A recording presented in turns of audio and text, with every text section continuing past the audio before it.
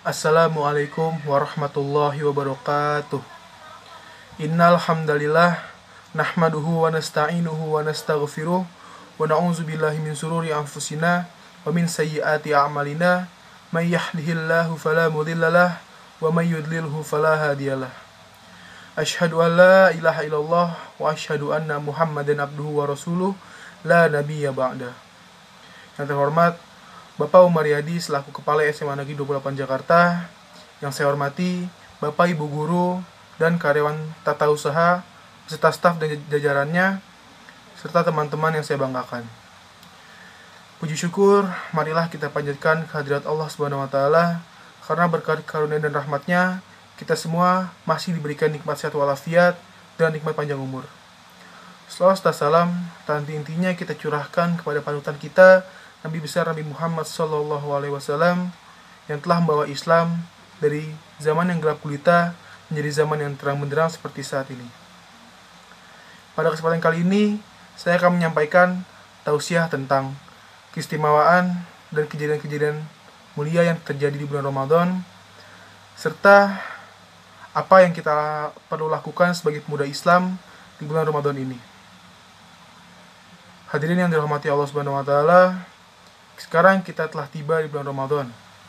Bulan suci Ramadan adalah bulan yang dimana kita sebagai umat muslim diwajibkan untuk berpuasa, sebagaimana yang telah tercantum pada surat Al-Baqarah ayat 183 yang berbunyi, A'udzubillahi minasyaitonirrajim, Bismillahirrahmanirrahim.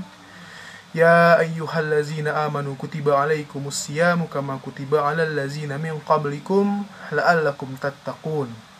Yang artinya, wahai orang-orang yang beriman, diwajibkan kepada kamu untuk berpuasa seperti sebagaimana yang telah diwajibkan pada orang-orang sebelum kamu agar kamu bertakwa. Banyak sekali kejadian-kejadian mulia yang terjadi di bulan Ramadan. Kejadian yang pertama adalah Nuzulul Quran. Nuzulul Quran adalah peristiwa turunnya Al-Quran dari Lauhul Mahfuz kepada Nabi Muhammad SAW yang kemudian disampaikan kepada umat manusia dan dijadikan sebagai petunjuk kehidupan dan sebagai pembeda antara yang hak dan yang batil. Sebagaimana yang telah tercantum pada surat Al-Baqarah ayat 185 yang berbunyi, A'udzubillahi minasyaitonirrajim, Bismillahirrahmanirrahim. Syahrul Ramadan allazi unzila fihi al-Qur'anu hudal linnasi wa bayyinatin minal huda wal furqan. Yang artinya, pada bulan Ramadan telah diturunkan Al-Quran yang menjadi petunjuk hidup bagi umat manusia dan menjadi penjelas dari petunjuk-petunjuk itu, dan menjadi pembeda antara yang hak dan yang batil. Peristiwa selanjutnya adalah peristiwa Lailatul Qadar. Lailatul Qadar adalah malam yang dimana jika kita beribadah pada malam tersebut, niscaya kita akan mendapatkan pahala seperti beribadah selama 1000 bulan. Seperti yang telah tercantum pada surat Al-Qadar ayat 3 yang berbunyi, A'udzubillahi minasyaitonirrajim, Bismillahirrahmanirrahim. Lailatul Qadri khairum min alfi syahr. Yang artinya, malam Lailatul Qadar itu lebih baik daripada 1000 bulan. Lalu peristiwa selanjutnya yang terjadi pada bulan Ramadan adalah peristiwa Fathu Makkah. Peristiwa Fathu Makkah adalah peristiwa di mana kota Makkah kembali berhasil dikuasai oleh umat muslim setelah sebelumnya dikuasai oleh kaum kafir Quraisy. Peristiwa ini terjadi secara damai tanpa terjadi pertumpahan darah. Banyaknya peristiwa-peristiwa mulia yang terjadi di bulan Ramadan membuat bulan Ramadan begitu spesial. Maka dari itu, bulan Ramadan merupakan momentum bagi kita, pemuda-pemuda Islam, untuk meningkatkan intensitas ibadah kita.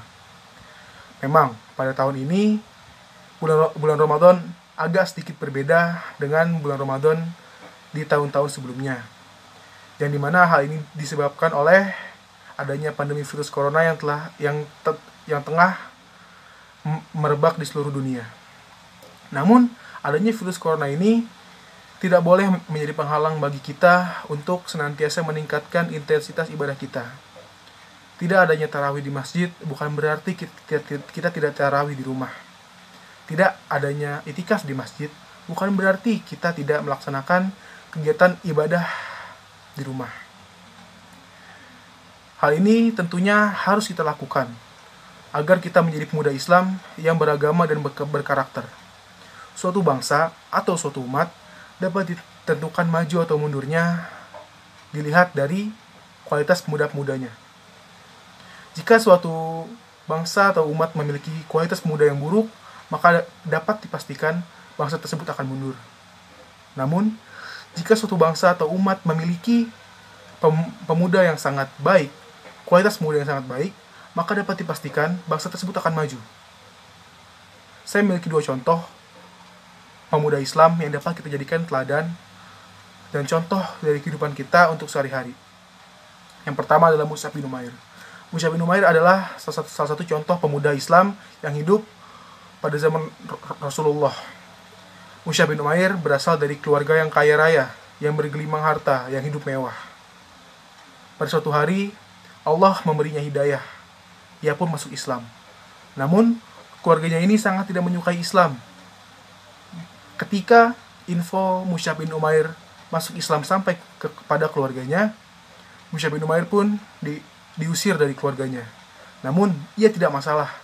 Ia justru lebih memilih berjuang dalam kesederhanaan bersama Rasulullah dalam menegakkan Islam. Lalu, kisah yang kedua adalah kisah dari Muhammad Al-Fatih. Muhammad Al-Fatih adalah sultan yang sangat hebat di usia muda.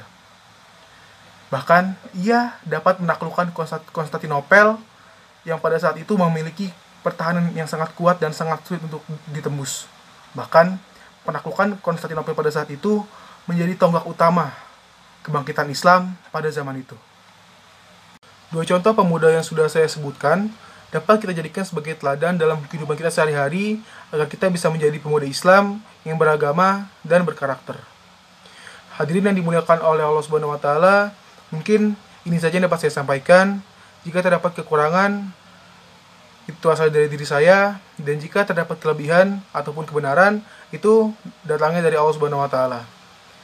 Marilah sama-sama kita berdoa agar kita diberikan perlindungan oleh Allah Subhanahu wa taala dan agar pandemi virus corona ini dapat segera berakhir sehingga kita bisa kembali ke kondisi kita yang semula. Barakallahu li wa lakum fil Qur'anil Karim wa nafa'ani wa iyyakum bima fihi minal ayati wa zikril hakim. Aqulu qouli hadza wa astaghfirullahal azim wa li wa lakum wa lisairil muslimina wal muslimah wal mu'minina wal mu'minah wastaghfiruhu innahu huwal ghafurur rahim. Bila taufiq wal hidayah. Wassalamualaikum warahmatullahi wabarakatuh.